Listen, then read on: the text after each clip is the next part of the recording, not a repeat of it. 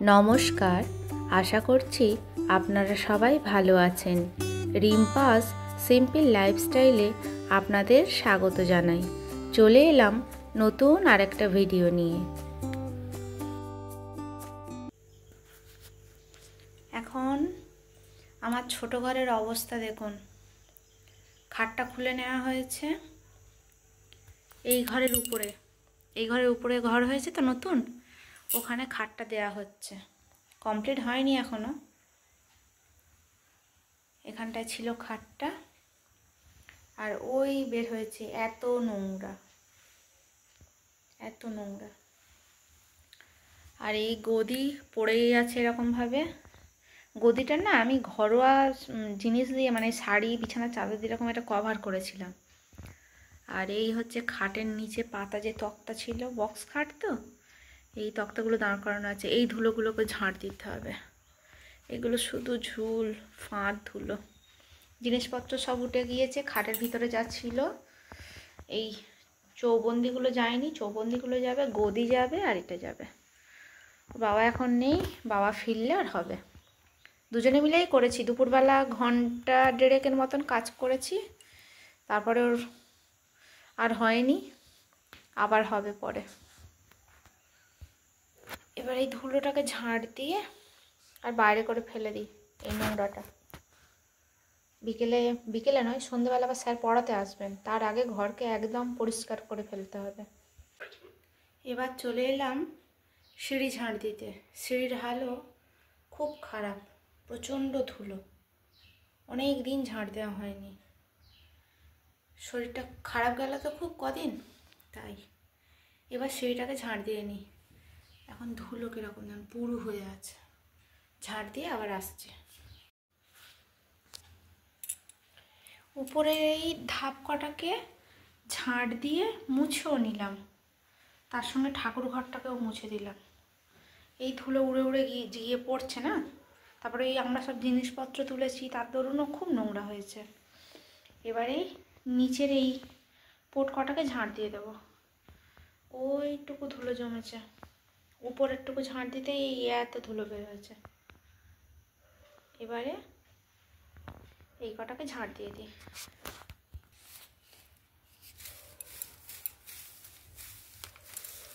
সিঁড়িটা ঝাড় দিয়ে আর ভালো করে মুছে নেব, নিলে একটু শান্তি মতো করে পা ফেলা যাবে।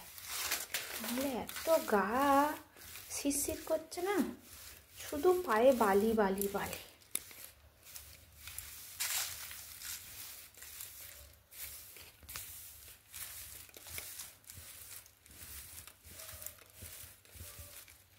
আর এই সিঁড়ির জয়েন্টগুলো এক এক জায়গায় দেখলাম ফাঁক হয়ে গেছে, মানে ওই যে হোয়াইট সিমেন্টগুলো দেয় না, কোনোভাবে উঠে গিয়েছে। ওগুলো আবার বাড়িতে আছে তো হোয়াইট সিমেন্ট, নিয়ে আর দিয়ে দিতে বলতে হবে। নাহলে ওইগুলোতে না বর্ষাকালে পিঁপড়ে ঢুকে আরও ফাঁক করে ফোঁকর করে দেবে।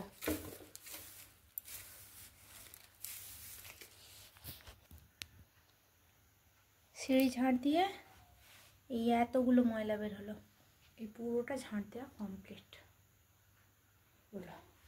এবার এই নোংরাগুলোকে ফেলে দিই দরজা দিয়ে। এখনও অনেক বেলা আছে, ফেলে দিই। সিঁড়ি ঝাড় দিয়ে পুরোটা মোছাও হয়ে গেল। এখন ভিজে আছে, এখন উঠবো না, এরকমভাবে থাক। শুকিয়ে গেলে তারপর উপরে যাব। উপরে কাজ আছে, ছাদে জামা কাপড় আছে, ছুটকি আছে, নামাবো। থাক কিছুক্ষণ, এরকম শুকিয়ে যাবে। আজকে রান্নাবান্না থেকে ধরতে গেলে ছুটিই ছিল। মেয়ে একা খেয়েছিল, আমিও খেয়েছিলাম যদিও বা ওর বাবা খায়নি। বাবার একটা জায়গায় নিমন্ত্রণ ছিল। আর আমি যার সময় বললাম যে আমাদের জন্য একটু বিরিয়ানি আনবে, আর এই দেখুন, যেই না বলা অমনি এনে হাজির করেছে। এতে দিয়েছে এটা রায়তা, আর এটার মধ্যে স্যালাড। মেয়ে স্কুল থেকে এসে গিয়েছে, এবার বিরিয়ানিটা বেড়ে ফেলি। বিরিয়ানি বেশিক্ষণ বাড়িতে রেখে থাকা যায় না, মনে হয় কখন খাবো। মেয়ের জন্যই অপেক্ষা করছিলাম। এবার এটাকে খুলে ফেলি আর পাত্রে নিয়েও নিই। চলুন বেড়ে নিয়ে আসছি। এই দেখুন, জিভে জল আনা এক কৌটো ভালোবাসা। অনেক দিন পরে খাচ্ছি বাজারের মানে দোকানের বিরিয়ানি। না হলে আজ থেকে বোধহয় 6 মাস আগে বাড়িতে করেছিলাম, তার ভিডিও আছে দেওয়া। এবার এটাকে বেড়ে নিই।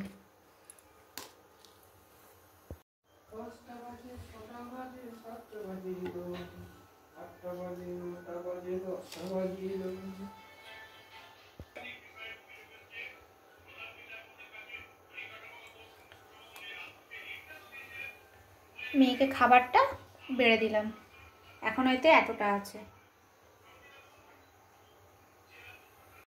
মেয়েকে খেতে দিয়ে দিলাম, ও খাচ্ছিল আর আমাকে বলছিল খুব ভালো হয়েছে জানো মা, বিরিয়ানিটা দারুণ খেতে।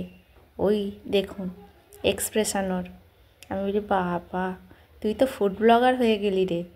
ও খাচ্ছে আর হাসছে। ওকে খেতে দিয়ে এবার আমারটাও বেড়ে নিলাম। মশলা মুড়ির সব মালপাট কোচানো কমপ্লিট। এখানে আছে শসা কোচানো, পেঁয়াজ কোচানো, গাজর কোচানো আর কাঁচা লঙ্কা কোচানো।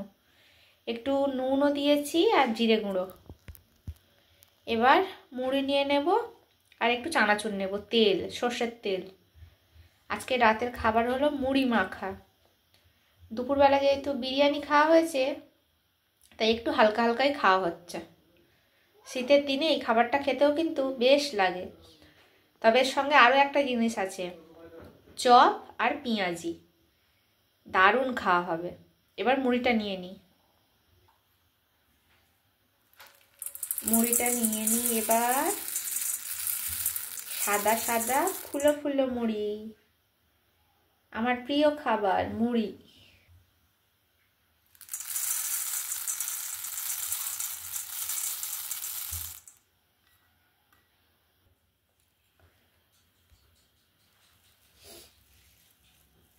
এবারে এই চপটাকে ভালো করে মুড়িটার সঙ্গে মেখে নিই।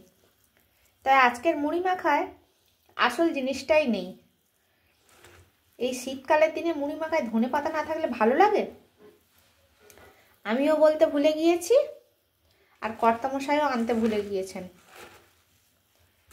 যাই হোক, এই খেয়ে নিই, কি আর করা যাবে। ভালো করে মুড়ির মধ্যে চপটা মেখে নিই, খেয়ে আপনাদের জানাই কেমন হলো। চপটা পড়তে তো মানে আরও দারুণ হয়ে গেল মুড়ি মাখাটা। হ্যাঁ, এর সঙ্গে একটা পেঁয়াজিও আছে। পেঁয়াজিটা আর মাখাবো না, পেঁয়াজিটা এমনি খাবো। দেখি এবার খেয়ে একটু।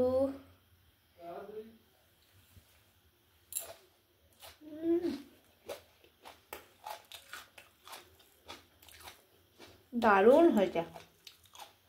চলুন এবার খেয়ে নিন, অনেক রাত হয়ে গেছে। সকালবেলা উঠে বিছানা তোলা হয়ে গিয়েছে, বালিশ টালিশগুলো সব সুন্দর করে গুছিয়ে রেখে দিলাম। আর এদিকে কম্বলগুলো মেয়ে ভাঁজ করেছে। আমার রান্নাঘরে রান্নাও বসে গিয়েছে, কারণ মেয়ে স্কুল। এই বাটিতে ভাত আছে, এই বাটিটায় ভাত আছে, আর এখানে হচ্ছে বিনস আলুর চচ্চড়ি। আর আজকের হবে ডিমের তরকারি। এখানে 2টো ডিম ছাড়ানো হয়ে গিয়েছে, আর 2টো ছাড়াতে বাকি আছে। আর এখানে পেঁয়াজ রসুন সব কেটে ছাড়িয়ে নিয়ে নিয়েছি। এবার এগুলোকে মিক্সিতে দিয়ে পেস্ট করে নেব। আর সিঙ্কে এই কটা বাসন আছে, উপরেও আছে, এইগুলো রান্না করতে করতেই মেজে নেব। এখন মাজতে গেলে দেরি হয়ে যাবে। তরকারিটা বসিয়ে দিই, দিয়ে মেজে নেব। তরকারির আলুও কেটে রেখে দিয়েছি, এখানে আদা ছাড়িয়ে রেখেছি, ওই সব মিক্সিতে দিয়ে দেব। দিলে ঝামেলা চুকে যাবে, সব কাজ হয়ে যাবে। চচ্চড়িটা হয়ে এসেছে, এবার এটাকে নামিয়ে নিই। মেয়েকে খাইয়ে দিলাম প্রথমে, খাইয়ে দিয়ে এবারও চুল বেঁধে দিচ্ছি, যেটা আমাকে প্রত্যেক দিনই করতে হয়। বাড়িতে থাকলে নিজে নিজে চুল বাঁধবে, কিন্তু স্কুলে যাওয়ার সময় হলেই বলবে, না তুমি আমার চুলটা বেঁধে দাও। আর চুলটা এখন না অনেকটা বড়ও হয়েছে আর বেশ ঘনও হয়েছে। ওর কিন্তু ছোটোবেলা থেকে এত ঘন চুল ছিল না, একদম পাতলা চুল ছিল, মাথার চামড়া দেখা যেত, আর সে একদম পাকানো পাকানো। আর ওর আশেপাশের জেম্মারা বলতো ওর মাথার চুলগুলো পুরো ম্যাগি নুডলসের মতন। কিন্তু ঘরোয়া অনেক কিছু করে করে না এখন ওর চুলটা অনেক ভালো হয়ে গিয়েছে। ওই বক বক করছি দুজনে মিলে, আর ও চুলটা বেঁধে দিচ্ছি। আর ও যখন বাড়িতে থাকবে না, পড়তে গিয়ে কি হলো সেই গল্প করবে আমার সঙ্গে, স্কুলে গিয়ে কি হলো সমস্ত কিছু ওর আমাকে বলা চাই। জানি না এই জিনিসটা কতদিন পর্যন্ত থাকবে। আমি হয়তো কোনো কাজ করছি, ও তখনই ছুটে যাবে, জানো মা আজকে না পড়তে গিয়ে এই হয়েছে, আজকে না স্কুলে গিয়ে এই হয়েছে। এবার ওর কথাটাও তো আমাকে শুনতে হবে, বলুন, না শুনলে কি হয়? তবে যখন কাজ করি তখন বলি, তুই এখন যা, আমি কাজটা সেরে নিই, তারপর তোর সব গল্প আমি শুনবো। আর এই বসে বসে চুল বেঁধে দিচ্ছি আর গল্প শুনছি, আর দুজনে মিলে হাসাহাসিও করছি। আর জানেন তো, স্কুলে গিয়ে মাথায় একটু হয়েছে সমস্যা, উকুন, আর আমাকেও সাপ্লাই দিয়েছে। কী যে করি! আর এখনকার মেডিকার তেলগুলো তেমন ভালোও নয়, মেখেও শান্তি পাওয়া যাচ্ছে না, মানে সে মরছেই না। আগে তেল মাখলে আর ওই শ্যাম্পুটা করলে কি সুন্দর একদম, মানে 1 মাসের মধ্যেই একদম ক্লিয়ার হয়ে যেত, কিন্তু এখন কিছুতেই যাচ্ছে না। কী যে করি সেটা নিয়েও দুজনে বকবক করছিলাম। আমি বলি, তুই কোত্থেকে আনলি বল, কী যে হবে এবার আমাদের অবস্থা। আর এদিকে দেরিও হয়ে গিয়েছে না, ওর বাবা ওদিকে তাড়া দিচ্ছে, কই রে নিবি তো তাড়াতাড়ি। আর আমি বলছি এই তো চুলটা বেঁধে দিলেই হয়ে যায়, ওর সমস্ত কিছু কমপ্লিট। আর এটা হলো শনিবার দিন, আর টিফিনের ছুটি। আর ওর বাবাকে বলছে, তুমি কিন্তু আমাকে আনতে যাবে। আসলে কি হয়েছে, আমাদের এই বাড়ি থেকে গিয়ে খানিকটা দূরে না এক জায়গায় অনেক কুকুর থাকে। কুকুরগুলো ভালোই ছিল, এর আগে কিন্তু কোনো দিন কাউকে কামড়ায়নি। জানি না কি হলো ওদের, সেদিন তো মেয়েকেই তেড়ে এসেছিল, তারপর ওখানকার লোকজনেরা ছিল, তারা আবার তাড়িয়ে দিতে পালিয়ে গেল। তাই এখন করে ছুটির সময় ওই জায়গাটা গিয়ে ওর বাবাকে দাঁড়িয়ে থাকতে হয়। আর আজকে যেহেতু টিফিনে ছুটি, আরও তাড়াতাড়ি ছুটি, আর দুপুরবেলার সময় কেউ থাকবে না, তাই বারবার করে বলে দিচ্ছে, ও বাপি তুমি যাবে কিন্তু, না হলে ওরা আবার তেড়ে আসবে। সত্যি ভয় লাগে বলুন, না যদি কোনো মারলাম ধরলাম ওদেরকে, তাহলে তেড়ে এসে কামড়াক ঠিক আছে, ও তো আর তাদেরকে মারতে ধরতে যাচ্ছে না। আর সত্যি কথা বলতে আপনারা তো দেখেছেন আমাদের বাড়িতে আছে ভদুরা, আমরা কেন অকারণ মারতে যাব, তাই না? যাই হোক, কী আর করা যাবে, ওদের কি হয়েছে ওরাই জানে।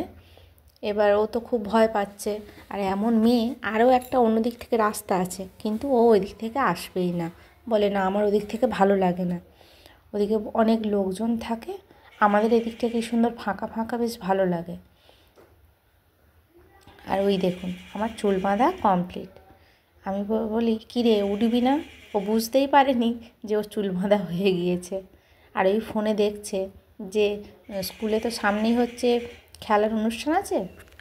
আজকে সকালের বাজার, এখানে আছে বাসন মাজার লিকুইড, ওটা হলো ওই লাল কৌটোটা হলো বেকিং পাউডার, কেক বানাবো, আর জিরে গুঁড়ো, আটার সঙ্গে আবার একটা সয়াবিন ফ্রি দিয়েছে, আর এই হলো মুড়ির বস্তা।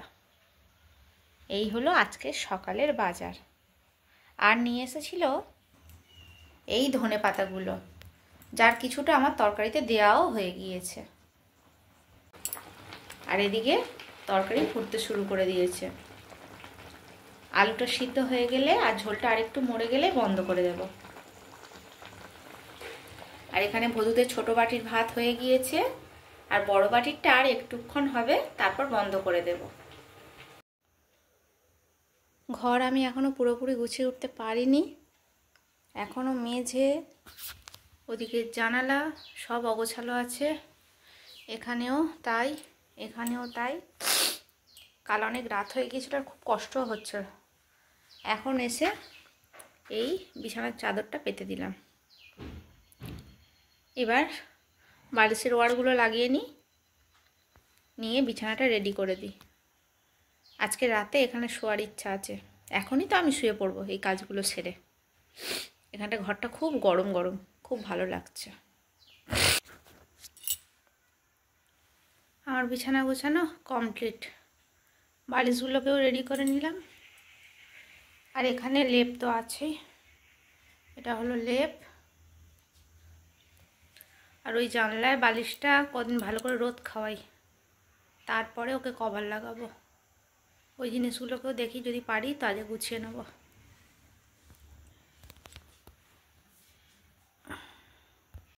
চ চ চ চ বাড়ি। হ্যাঁ, বাড়ি যাবে না? হাট, চলো। আবার এদিক ওদিক। এই নারী, তুই কি সেলফি তুলবি? চ চ চ চ, যাবি না যে বাইরে?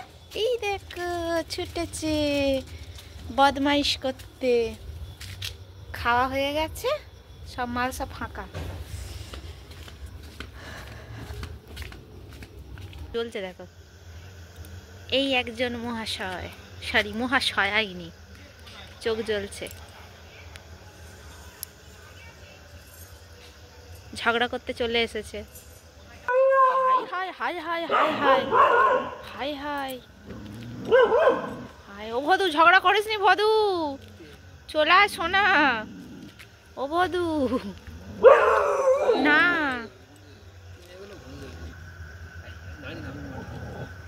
ওই আসছে ওই আসছে ওই আসছে পাড়ার সফর করে। হ্যাঁ হ্যাঁ হ্যাঁ, মা, এটা হলো মা।